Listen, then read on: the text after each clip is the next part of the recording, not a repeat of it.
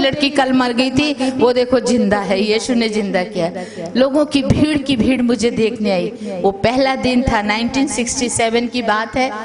29 दिसंबर को मैंने खड़े होकर सबको गवाही दी, मैं हूँ वो लड़की जो मर गई थी और आज जिंदा हूँ। यीशु ने मुझे जिंदा किया, हालेलुया। और इसके बाद मेरे रिश्तेदारों को बहुत गुस्सा आया, क्योंकि लोगों ने यीशु को विश्वास किया। वो कहते चुप करो, जाके बह जाओ। बड़े आए बहन भरा दो ही प्रचार करने, मारना शुरू कर दिया, लोगों को भी भगा दिया और हमें एक कमरे में बंद कर दिया। कहते यीशु को छोड़ दो, नहीं तो आज तुम्हारा आखिरी दिन है। हमने कहा कभी नहीं।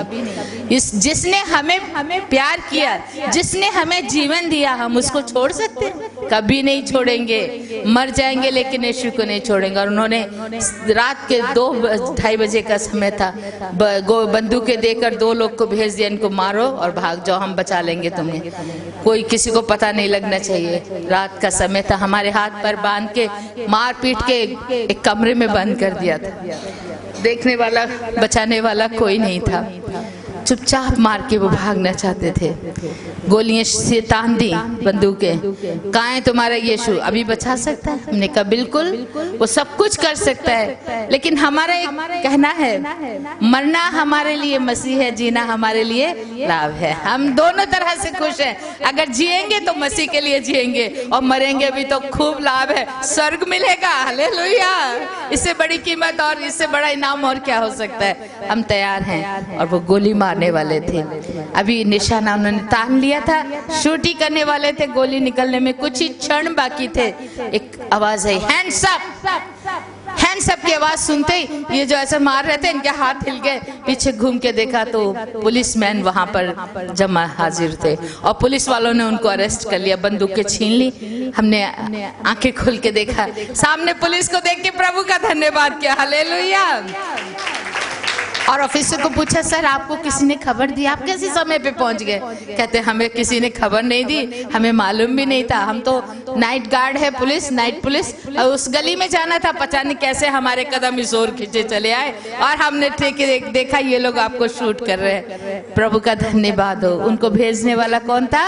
यीशु मसीह। ठीक समय पे तीसरी बार मुझे मौत से यीशु मसीह ने बचाया। मैंने देख लिया, मैंने पक्का कर लिया, कोई चीज 3 बार पक्की हो जाती है ना, 3 बार। यीशु ने मुझे पूरी तरह से जीवन दिया। मेरे प्यारे बहन भाइयों, मैंने कहा बस मुझे ना ये धन दौलत, ना ये रिश्तेदार, ना ये घर बार, ये ना ये चाहिए। मैं प्रभु की सेवा के लिए जाऊंगी। अपनी बाइबल ली, अपने भाई के साथ घर से निकल गए। पुरानी दिल्ली सब्जी मंडी रेलवे स्टेशन तक जाना था। अपनी गाड़ी में बैठ के वहां तक जाने का सोचा। हमारे पास 2-2 कारें थी, मेरे ड्राइवर लेके जा रहा था। हमारी गाड़ी पर भी हमारे रिश्तेदारों ने 2 बार फायरिंग की, बिल्कुल सामने आके। इधर से एक कार आ गई, इधर से एक कार आ गई। पहले ये वाले आगे आए और उन्होंने हमारी गाड़ी को ओवरटेक करने की कोशिश की, और सीधे बिल्कुल पास में आके जिधर मेरे भाई बैठे थे उनके सिर का निशाना लेके गोली दाग दी। लेकिन जैसे ही गोली निकली, ठीक उसी समय ऐसा लगा जैसे किसी ने हमारा सिर पीछे कर दिया। दोनों भाई के, बहन भाई का सिर पीछे चला गया। गोली इधर से उधर खिड़की में चली गई, हमें नहीं लगी, हालेलुया। दूसरी फायरिंग भी ऐसे हुई, वो भी गोली उधर चली गई, हमें नहीं लगी। तो इस तरह 5 बार हमें मौत से प्रभु ने बचाया। इसी दिल्ली शहर की बात है। वहां से हम थोड़ा दूर था, वहां तक स्टेशन पहुंच गए और सोचा प्रभु जी जहां तू ले जाना चाहता है वहां की गाड़ी हमें दिखा, हम वहीं जाएंगे। तो वो जैसे स्टेशन पहुंचे, आसाम की ट्रेन खड़ी थी और हम उसमें देख के सोचा यहीं चले जाएंगे, प्रभु शायद हमें आसाम ले जाना चाहता है। हमने कभी आसाम का नाम नहीं सुना, कभी गए नहीं, कुछ किसी को जानते नहीं। भाई ने कहा चलो टिकट ले लेता हूँ। जब उन्होंने पॉकेट में हाथ डाला तो उनका मनी पर्स नहीं था। अरे मनी पर्स भी घर में छोड़ के आ गए और पॉकेट में मेरे एक पैसा भी नहीं है, अभी टिकट का क्या करें। ठीक उसी समय यहाँ के एक पास्टर दौड़े आए, उन्होंने बताया आपके रिश्तेदार तलवारें लेकर आपको मारने के लिए आ रहे हैं, आप जल्दी से जल्दी शहर छोड़कर चले जाइए। जैसे उन्होंने आके बोला, हमने कहा हाँ जी हम तुझे जाने के लिए तैयार हैं, गाड़ी भी तैयार है, लेकिन हमारा पर्स तैयार नहीं है, वो घर में छूट गया, टिकट के लिए पैसे नहीं है। वो तुरंत कहते हैं कोई बात नहीं मेरे पास है, मैं लेके आता हूँ। उन्होंने टिकटें लाई और हमें चलती गाड़ी में जल्दी से उठा दिया और गाड़ी चलती जा रही है। तो भी मेरे भाई ने पूछा, पाजी साहब वहाँ के किसी भाई बहन का कोई एड्रेस है तो मुझे बताइए, हमारे पास तो कोई एड्रेस नहीं है। भाई साहब को याद था, उन्होंने जल्दी जल्दी अपनी डायरी से निकाला पेपर और फाड़ के उस पर लिखकर एड्रेस देना चाहा और कुछ रुपए भी देना चाहा हमारी जर्नी के लिए, लेकिन वो दे नहीं सके। गाड़ी इतनी फास्ट हो गई, वो देते रह गए और वो भी नीचे गिर गया, हाथ में हमारे नहीं आया और हम लोग उसमें सफर करना शुरू कर दिया, किसी भी एड्रेस के बिना, एक भी पैसे के बिना। कहाँ जा रहे हैं हमें पता नहीं, कितना दूर है ये भी पता नहीं था, क्या होगा ये भी पता नहीं, लेकिन एक विश्वास था, यीशु हमारे साथ है। हालेलुया। प्रभु यीशु ने कहा तू ना डर ना घबरा, मैं तेरे साथ हूँ और मैं तुझे कभी नहीं छोड़ूंगा, मैं जगत के अंत तक तुम्हारे साथ हूँ। ये प्रभु का वादा है और उसी भरोसे चल पड़े। मैं छोटी थी, अभी कुछ जानती नहीं थी, इतनी बड़ी बीमारी के बाद प्रभु ने मुझे चंगाई दी और मैं ठीक थी, मृत्यु को मैं से जिंदा किया। और इतनी कमजोर थी उस समय, बच्चों को तो खाने की आदत होती और मैं काफी बड़े परिवार से संबंधित हूँ। मेरे पापा डिस्ट्रिक्ट कलेक्टर थे, किसी चीज की कमी तो थी नहीं घर में। कभी भूख नंग क्या होती है मैंने कभी अनुभव नहीं किया, मैं जानती भी नहीं थी, हर चीज मुझे उपलब्ध थी। लेकिन ये पहला दिन था मेरे जीवन का, कहूँ तो परीक्षा। प्रभु के लोगों को प्रभु पहले टेस्ट करता है ना, इंटरव्यू में पहले इंटरव्यू लेते फिर जॉब मिलता है जैसे, और इसी तरह ये हमारा इंटरव्यू का है या परीक्षा का है। तो मुझे ये पहला सहना बहुत मुश्किल था। भूखे रहना पड़ेगा, मेरे भाई ने कहा, प्यासे रहना पड़ेगा, देश विदेश जाना पड़ेगा, कोई तो पसंद करेंगे तो ग्रहण करेंगे, कोई नहीं तो धुतकार देंगे। शांता, ये बहुत मुश्किल जीवन है। साधु बनकर जीना, आपने फिल्म में देखा साधु सुंदर सिंह की, मेरे मामा जी की, कितना मुश्किल था। एक जवान लड़का हो तो वो तो सह सकता है, लेकिन एक छोटी बच्ची या 13-14 साल की आपकी बेटियां हैं, आप देख रही हैं, आप बैठी हैं, कितनी कमजोर और नाजुक होती है। और उस हाल में मैं बहुत भी कमजोर थी और मेरे भाई ने मुझे समझाया, शांता बहुत मुश्किल जीवन है, तुम रहने दो, तुम घर वापस जाओ और तुम स्कूल में पढ़। मैं कहा नहीं, मैं अब पढ़ूंगी प्राइवेट, लेकिन मैं यीशु की सेवा करूंगी, क्या है कितने भी दुख आए, चाहे मुझे भूखा रहना पड़े, नंगा रहना पड़े, लोग मुझे मारे पीटे सताए, मैं नहीं छोड़ूंगी यीशु को, मैं चाहूंगी, मैं यीशु की सेवा करूंगी। जिसने मुझे जीवन दिया है अब मैं उसकी हूँ, उसके लिए जीना है, उसी के लिए मरना है, नहीं रुकूंगी।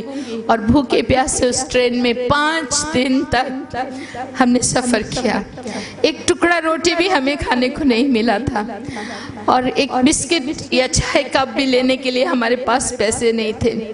मेरे भाई ने कहा किसी से मांगना नहीं है, किसी के आगे हाथ फैलाना नहीं है, देख दिया तो परमेश्वर तब खाएंगे, मांगना है तो परमेश्वर प्रभु यीशु से मांगना है, इंसानों से नहीं मांगना है। मैं कहा ठीक है मेरे भाई।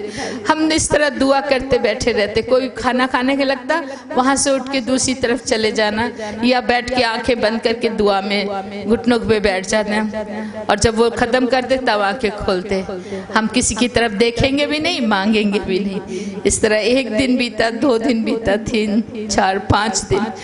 ऐसा मैंने सोचती हूँ अभी कि मैं अगर उसे प्रभु को नहीं जानती तो शायद मैं जरूर मर गई होती, क्योंकि 5 दिन कोई बच्चा भूखा रहे बहुत मुश्किल है ना। लेकिन मैं प्रभु का धन्यवाद करती हूँ, उसने मुझे ताकत दी, हालेलुया। और मैं इस तरह बैठी रही, सिर्फ पानी पीकर हमने गुजारा किया, मुझे आज भी याद है। और परमेश्वर ने मुझे थोड़ा भी कमजोर होने नहीं दिया। और इस तरह 6ठे दिन हम वहाँ रंगिया जंक्शन, असम का पहला स्टॉपेज है, गुवाहाटी से पहले आता है, वहाँ उतर गए। हमने कहा चलो चलो अब कोई चिंता नहीं है, किसी पास्टर के घर या किसी विश्वासी के घर चले जाएंगे और वहाँ हमें खाने को मिलेगा। और हम पूछकर लोगों से यहाँ कोई चर्च है, यहाँ कोई क्रिश्चियन बहन भाई है, कोई यीशु को जानता है, हम प्रभु का वचन बताते। लोग कहते नहीं नहीं हमने नहीं सुना, जाओ जाओ जाओ, यहाँ कोई ईसाई नहीं है। पूरे शहर में हमने घूम घूम घूम के देखा, एक भी चर्च नहीं, आज भी नहीं है। आप जाके देख सकते हो। उस शहर का नाम मैं दूंगी, एड्रेस दूंगी, रंगिया जंक्शन है, वहाँ कोई ईसाई नहीं, कोई चर्च नहीं, कोई प्रभु को जानता नहीं। पूरे दिन चल चल के पैर छिल गए, खून बहने लगा, भूख से बुरा हाल, कई बार बेहोश होकर नीचे गिर गई, फिर पानी के छींटे पाए, मुंह में पानी डाला, इस तरह उठाया।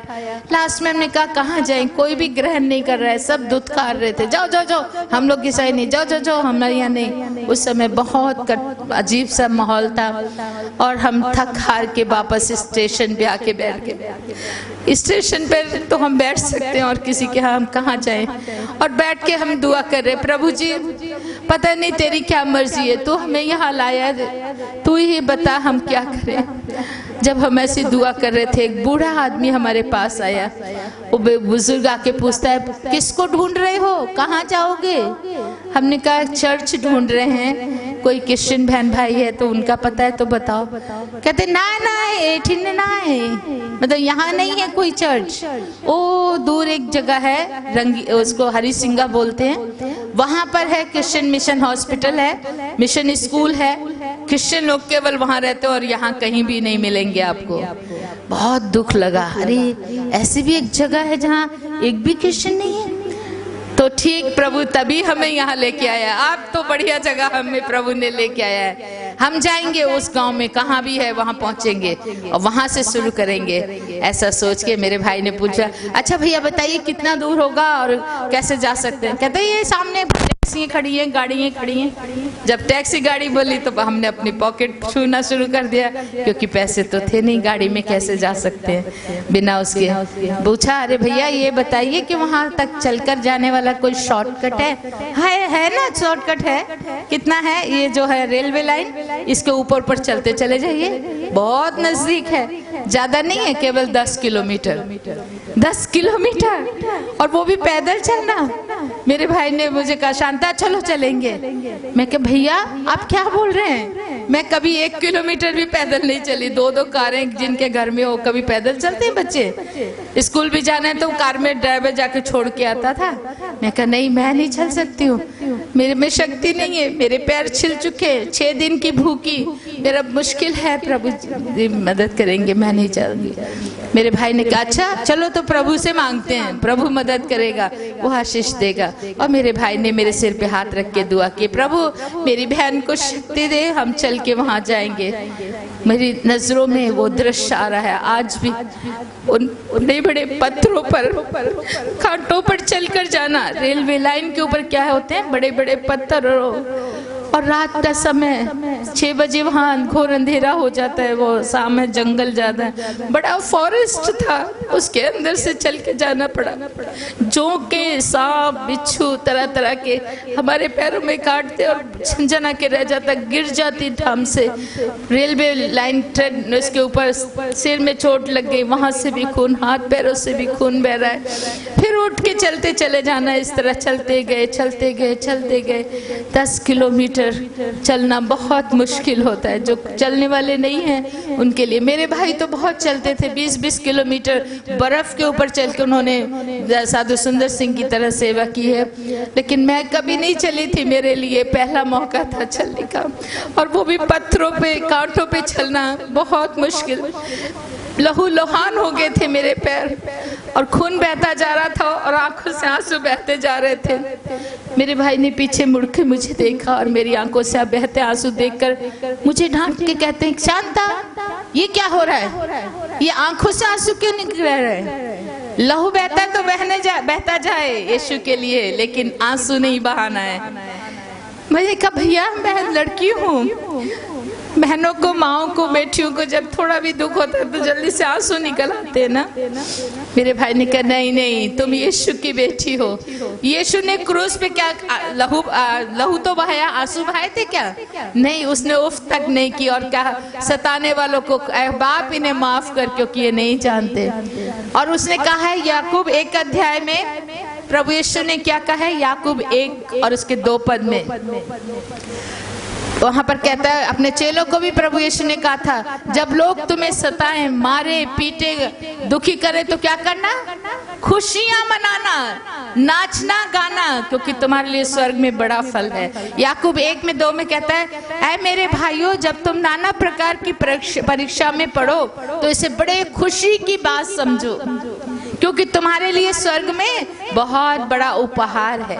खुशियां मनाओ। मेरे पाजी कहते हैं, मेरे भाई साहब कह रहे थे, साधु किशन सिंह, शांता खुशी मनाओ, रो मत। मैं कहा खुशी अभी कैसे? हाँ चलो नचो गाओ, पंगड़ा पाओ। मैं क्या पंगड़ा पत्थर दे होते, कंडिया दे होते। कहते चलो फिर गाना गाओ। और फिर हम लोग गाना गाते गाते प्रभु की स्तुति करते उस गांव में पहुंच गए। रात के 12:30 बजे के टाइम में जाके एक दरवाजा खटखटाया और उस दरवाजा खोल पहले तो खुला नहीं बहुत देर तक। फिर मैं जोर से बोली, माँ जी, बहन जी, दरवाजा खोलिए। हम लोग प्रभु के लोग हैं और उस घर की माँ का दिल पसीजा और उन्होंने हमारे लिए दरवाजा खोल दिया। और खोलने के बाद पूछा, कहाँ से आए हो, कौन हो? हमने कहा हम प्रभु के लोग हैं, बड़ी दूर से प्रभु हमें लेके आया। हम साधु सुंदर सिंह के भांजा और भांजी है। जैसे साधु सुंदर सिंह का नाम सुना वो इतने खुश हो गए, जल्दी से उन्होंने जप्पियां पाली, गले लगा लिया, अरे आइए आइए, प्रभु के लोग हमारे घर में आए हैं, साधु सुंदर सिंह के भांजा भांजी हैं, आपका स्वागत है। अंदर ले गए और जगह जगह हमारे शरीर पर खून के निशानों को देखकर, जख्मों को देखकर पूछते, ये क्या हुआ, ऐसे कैसे हुआ? हमने कहा हम लोग इस रास्ते से चल के आ रहे थे तो पत्थरों पर कई बार गिर गया और इसके कारण ये जख्म हो गया। और पैरों में भी पूरे कांटे, बिच्छू, जोंके, मोटी मोटी जोंके लगी हुई थी जिनसे खून ही खून बह रहा था। और खींच खींच के निकाला और भी खून बह गया। फिर उन्होंने गर्म पानी से घाव धोए। ये मेरे जीवन का पहला चमत्कार है कि मैं इतना खून बहने के बाद भी जिंदा रही और प्रभु ने मुझे मरने नहीं दिया। उन्होंने धो के पैर वो रोते जा रहे थे और हमारे जख्मों को धो रहे। वो आज भी जिंदा है, वो पति पत्नी, और उन्होंने बड़ी सेवा की। और फिर बाद में पूछा, आपने कुछ खाया? मैं कहा कुछ भी नहीं खाया है। कब से नहीं खाया बेटी? मैं कहा आज 6 दिन हो गए, पूरे 6 दिन से कुछ भी खाने को नहीं मिला है। ओ बाप रे, तुम इतने छोटे होकर भी प्रभु के लिए इतना कष्ट उठा रहे हो। मैं अभी आपके लिए खाना बनाती हूँ। और उस बहन ने रात को ही आटा गूंद के रात के 2 बजे उसने हमें रोटियां बना के खिलाई। हालेलुया। शेरों के बच्चे तो भूखे मरेंगे, किंतु परमेश्वर अपने बच्चों को कभी भी भूखे मरने नहीं देता। ये वचन मैंने उस दिन अपने जीवन में सत्य पाया। और फिर उसी असम में वहाँ से अलग अलग जगहों पे हम लोग प्रचार करते गए। बहुत सी मिशने, तरह तरह के लोग हैं। वो पहले मिशने वाले अपने, हमारे चर्च के मेंबर नहीं हैं, आप हमारे ये नहीं है, हमारे चर्च में नहीं, दूसरी जगह जाओ, ऐसे करते। पैदल चल चल के सारे दिन जाना। कोई खाने को दे देता तो खा लेते, नहीं तो भूखे रहना। हमारे पास कुछ था ही नहीं। बड़ा कष्ट उठाया हमने। वहाँ पर जंगलों में भटक जाते रास्ते, जंगल, वहाँ आज भी बहुत बड़े बड़े फॉरेस्ट हैं। आपको आइए असम में मैं ले जाऊंगी जिन जगहों पे मैंने पेड़ के पत्ते तोड़ को खाए। 2 महीने कुछ भी खाने को नहीं होता था। पत्ते तोड़ के ले आना, ये लौकी कद्दू की जो बेल होती है उसको भी तोड़ लेना, उसी को खा लेना। अगर कद्दू है तो कद्दू खा लेते और दिन गुजारते। एक गांव में एक छोटी सी झोपड़ी थी और उस पे कद्दू की बेल अपने आप प्रभु ने लगा दी और वो कद्दू रोज हम खाते थे। कुछ भी खाने को नहीं था। मॉर्निंग ब्रेकफास्ट भी कद्दू, दोपहर का खाना भी कद्दू, रात को भी वही बॉईल करके खाना। खाते खाते थक गई। 1 महीना हो गया। अभी 1 महीने तक एक ही तरह कोई बच्चा खाना खाए तो कैसे करते? नहीं खाऊंगा मम्मी, मुझे ये क्या एक ही देते। ऐसे एक दिन मैं भी, मेरी मम्मी कौन थी, मेरा पापा कौन था? यीशु मसीह। उससे लड़ाई कर रही। मैं अपने भाई को भी कुछ नहीं बोलती थी। वो कद्दू खाते हुए मैं प्रभु से रो पड़ी और बोली, क्या परमेश्वर प्रभु जी, आप रोज रोज कद्दू ही खिला रहे हो, कुछ और नहीं उस बूटे पे लगा सकते थे? रोटियां लगा देते या कोई और मिठाइयां लग जाती तो अच्छा था। आप तो सब कुछ कर सकते। छोटी थी और मुझे इतनी अकल नहीं थी और ऐसा बोलने के मैं प्रभु को नाराजगी दिखा रही थी। तभी मेरे भाई ने सुन लिया। क्या बोल रही है तू, प्रभु से लड़ाई कर रही है? मैं कहा हाँ बिल्कुल करूंगी। क्या खाली कद्दू ही खिलाया जा रहा है 1 महीने से? मॉर्निंग ब्रेकफास्ट भी, दोपहर लंच भी, रात भी। मेरे से मुश्किल हो गया, मेरे से नहीं खाया जा रहा। मेरे भाई ने कहा अगर नहीं खा सकती हो, मैं एक बात बताता हूँ, तुम वो करो तो आज ही रोटी खा लोगी। मैं कहा कैसे, क्या करना? कहते हो पड़ोसी को जाके ये कद्दू में से कुछ कद्दू ले जाके दे दे, तो वो पैसे देंगे तुम्हें। तुम कहना पैसे नहीं चाहिए, वहां से आटा ले आना, आटा ले आओ या चावल ले आओ, वो पका के खा लो। मैं कह रही है तो बहुत अच्छी बढ़िया बात है, आपने पहले क्यों नहीं बताया? कहते तूने पहले बोला ही नहीं था, तू खाए जा रही थी, मैं भी चुपचाप खा रहा था। तो मैं प्रभु का धन्यवाद दिया और जाके देखा पीछे जाके, तो कद्दू के बेल में कई कद्दू निकल आए। तो आसाम में लंबे लंबे कद्दू होते, इतने मोटे मोटे लंबे लंबे, 4-5 एक बैग में डाल लिए। मैं कहा जितने ज्यादा दूंगी उतने ज्यादा चावल आटा मिल जाएगा ना। और जाके एक पड़ोसी था, सामने घर था उनका, उनको जाके वो नॉन क्रिश्चियन ही थे। मैं कहा माँ जी आपको कद्दू चाहिए? हाँ दिखाओ कैसे। हरे हरे ताजे ताजे। अरे वाह ये तो बड़े अच्छे हैं, दे दो दे। कितने के हैं? मैं कितने पैसे दूं? मैं कहा नहीं आंटी हमें पैसे नहीं चाहिए, आपके यहाँ अगर आटा है तो आटा दे दीजिए और रोटी चावल है तो चावल। कहते हम लोग आसाम में तो हम लोग रोटी तो खाते नहीं है, हमारे यहाँ चावल है ले जाओ। उसने इतने सारे चावल मुझे मेरे बैग में डाल के दे दिए। मैं बड़ी खुशी से दौड़ी आ रही हूँ, वाह जैसे मुझे बड़ा खजाना मिल गया।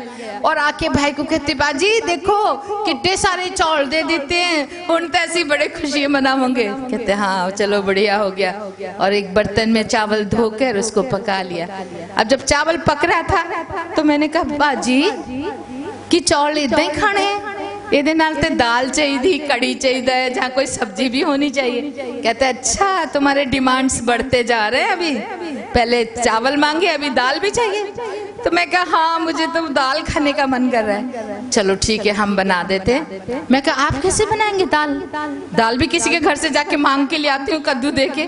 नहीं रुक मैं करता हूँ। तो उन्होंने चावल बनते बनते उसका जो पानी निकालते हैं, हम पंजाबी में पिच कहते हैं ना, वो पिच काट ली, उसकी निकाल ली और उसमें थोड़ा सा हल्दी डाल दिया, नमक डाल दिया और घोल के कहते ये लो दाल भी बन गई, चलो दाल चावल खाओ।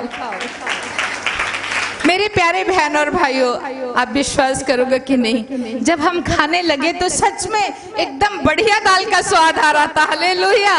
प्रभु ने उसको दाल में परिवर्तित कर दिया था और वो बहुत टेस्टी खाना। इस तरह प्रभु ने हमें बहुत दुखों के समय संभाला, बहुत मदद की। एक बार इसी तरह एक गांव में 7 दिन भूखे रहे।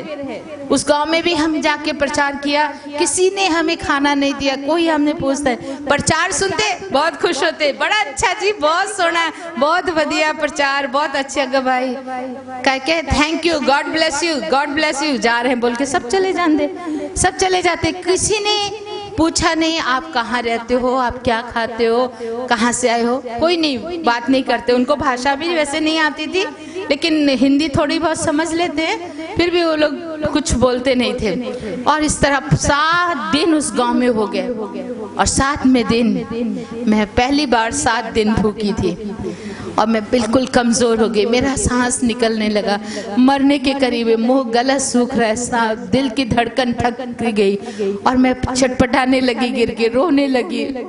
मेरे भैया मुझे देख नहीं सक रहे थे। उन्होंने अपनी बाइबल ली और वो चर्च में जाके बैठ के जोर जोर से प्रभु का धन्यवाद करने लगे। कहते मैं अपनी बहन को मरते हुए नहीं देख सकता, प्रभु तू चाहे तो मुझे भी ले जा, मैं जाने को तैयार हूँ। हम थक गए, पत्ते और हमसे खाए नहीं जा रहे हैं, खाना और है नहीं हमारे पास, इस गांव में किसी ने दिया नहीं है, तू जो मर्जी कर। वो वहाँ दुआ करे, इधर इस कमरे में लेटी लेटी मैं प्रभु से फिर लड़ना शुरू कर दिया। प्रभु बाइबल में यशाया 49 उसके 15 वर्ड्स में आपने तो कहा है कि एक माँ अपने बच्चे को भूले तो भूल जाए, परंतु मैं तुझे कभी नहीं भूलूंगा क्योंकि तुम्हारा चित्र मैंने अपने हाथों में बनाया हुआ है। मैंने कहा प्रभु जी आपने कहा कि मैं नहीं भूलूंगा, तो आपने शायद हाथ देखना भूल गए मेरे ख्याल से, तभी आपको मेरा चित्र नहीं दिखाई दे रहा है और मैं मरने वाली हूँ। इस तरह मैं रो के प्रार्थना कर रही थी और तभी प्रभु की वाणी मुझे सुनाई दी। मुझे बहुत ही मीठी और गूंजती हुई आवाज आई, बेटी शांता उठ, उस कोने में देख, बेटी शांता उठ और उस कोने में देख। 3 बार ये शब्द आया। आंखें खोल के मैंने इधर उधर देखा, यहाँ तो कोई भी नहीं है, ये आवाज कहाँ से आई? तभी मुझे याद आया, अच्छा सैमुएल की तरह शायद परमेश्वर मेरे से बात करना चाहता है। और मैं उठ के बैठ गई घुटनों में। मैं कहा प्रभु बोल, मैं सुन रही हूँ तेरी दासी। तब तीसरी बार आवाज आई, शांता उस कोने में देख। मैंने मैंने देखा कहाँ देखूं, कौन सा कोना देखूं, ऐसे ही देख रही थी, अचानक ऊपर से एक लाइट ऐसे चमकी। मैं और ज्यादा डर गई, ये क्या लाइट है? और वो लाइट एक कोने में गिरी। जिस झोंपड़ी के अंदर हम ठहरे थे, एक साइड कोने में बोरे बारे बस कुछ जबड़ा सामान पड़ा हुआ था, जो उनके चर्च का स्टोर हाउस का सामान था, वो एक साइड में पड़ा हुआ था। मैंने कहा अच्छा प्रभु इधर मुझे कुछ दिखाना चाहते, मैं देखूंगी। और धीरे से मैं उठ के गई और वहाँ कपड़े उपड़े थे, दरियाँ दुरियाँ हटाई, एक बोरा मिला, उस बोरे में कुछ बंधा पड़ा था। मैं कह रही इसके अंदर कुछ खाने का होगा, और बोरा खोल दिया। खोलने के बाद उसमें एक डिब्बा निकला, दूध का टीन का डिब्बा। उसको हिलाया तो उसमें आवाज आने लगी। ओ मैं समझी अच्छा ठीक है, शायद इसी में कोई चना वना खाने की चीज होगी, पहले कोई रहता था उसका सामान है, इसमें बर्तन वर्तन भी थे। उसको खोला और डब्बे को देखा। जब डिब्बे को खोल के देखा तो उसमें इतने से चावल थे, और उन चावलों को देख के मैं प्रभु का धन्यवाद पिता परमेश्वर, तू मुझे भूखा मरने नहीं देता, इसलिए तूने ये चावल मेरे लिए रखे। और उनको लेके मैं धन्यवाद किया। मैंने कहा इससे कच्चे तो खाएंगे तो पेट नहीं भरेगा, इसको पका लेती हूँ। और उधर ही से एक बर्तन लिया, वहाँ छोटा सा आग जलाने वाला चूल्हा था मिट्टी का, लकड़ियाँ लगाई और जला के पानी से धो के चावल पका लिए। चावल पकने के बाद मैं अपने भाई को जाके चर्च में बोल, भैया आ जाओ, बस हमारा प्रभु ने आज फास्ट ब्रेक करने का दे दिया है, खाना आ गया है। वो कहते हैं इधर तो कोई भाई बहन आया नहीं खाना लेके, तू कैसे कह रही है खाना मिल गया? मैंने कहा प्रभु ने दिया। कहाँ से दिया? मैं कहा छप्पर फाड़ के दिया है। वो हैरान हो के कहीं गई नहीं और छप्पर फाड़ के खाना? मैं कहा हाँ, प्रभु ने मुझे 3 बार उनकी आवाज मैंने सुनी, और प्रभु ने मुझे कहा उसमें देख, तो मैंने खोल के देखा और ये चावल मिले। वो बड़े खुश हो गए। चल ठीक है, अब तू तो छोटी है, तेरा भला हो जाएगा, तू नहीं भूख से मरेगी, तू इसको खा ले। मैं कहा नहीं वीर जी, आप खाएंगे तो मैं खाऊंगी, नहीं तो मैं भी नहीं खाऊंगी। तभी एक आवाज आई, मैं खाऊंगा ये खाना, मुझे दे। हम हैरान हो गए, ये आवाज कहाँ से? उधर इस झोंपड़ी के दरवाजे के बाहर एक बुजुर्ग खड़ा था। उसकी लंबी चिट्टी दाढ़ी, लंबे सिर के केस, और उसके आंखों की लाइट बड़ी तेज चमक रही थी, और उसका चेहरा बड़ा भोला, बड़ा प्यारा। और वो कहता है मुझे दे ये खाना, मैं खाऊंगा। हमने कहा ये बाबा जी चलो, हम लोग नहीं, आप ही खा लो। और हमने उनको बैठा दिया, और जो थोड़ा सा भात 7 दिन के बाद मिले खाना, वो भी उनको खिला दिया। और है क्या? हमने कहा नहीं जी और नहीं है। फिर उन्हें पानी मांगा, पानी दिया। पानी के बाद मेरे भाई को कहते हैं साधु किशन सिंह, आपका एक जोड़ा वस्त्र मुझे दो, कपड़ा दो। मेरे भाई ने अपना कुर्ता उतार के उनको दे दिया, लीजिए। और कोई कपड़ा था ही नहीं चेंज करने के लिए, उसी को रात को धोते थे, उसी को पहनते। इवन मेरे पास भी एक ही ड्रेस, कपड़ा हमारे पास नहीं। मैं सोच रही थी, मेरे भाई ने तुरंत अपना कमीज उतार के दे दिया। बूढ़े भाई ने पहन लिया। बाद में कहता है नीचे वाला भी दे, ऊपर का ही खाली दे के नहीं होगा। मेरे भैया ने चद्दर बांधते थे जट्टों की तरह, उन्होंने अपनी चद्दर भी खोल के उनको दे दी, वो भी पहन लिया। फिर भी हमें नहीं छोड़ा, कहता है अभी 1 रुपया दो शांता, तब मैं जाऊंगा। मैं कहा बाबा हमारे पास एक पैसा भी नहीं, अगर पैसा होता तो हम भूखे रहते 7 दिन। मेरे भाई ने कहा नहीं शांता ऐसा मत बोलो, आप देखो कहीं मिल जाए तो दे दो, नहीं तो माफी मांगो। मैं अभी कहाँ ढूंढूं? मेरे पास बाइबल थी। मैंने कहा प्रभु जी शायद ये कोई परीक्षा है, अपनी बाइबल को खोल लो।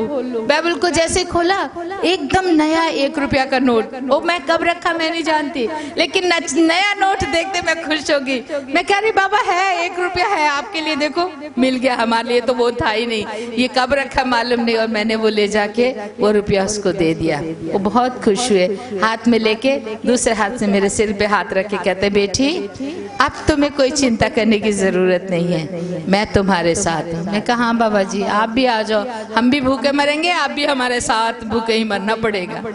वो हंसते कहते नहीं तुम नहीं समझी अभी। तभी वो कहता ठीक है मैं चलता हूँ। वो बाहर निकले, गेट के बाहर हम भी निकल गए। 2 जवान बाहर खड़े हुए पेड़ के नीचे, वो भी देख रहे थे। सामने खड़े होकर बुजुर्ग बाबा मेरे भाई को कहते हाथ मिला बेटे। मेरे भाई ने अपना हाथ उनके हाथ में दिया, और मैं भी उनकी नजरें ऐसे उनकी नजरों से मिलाई।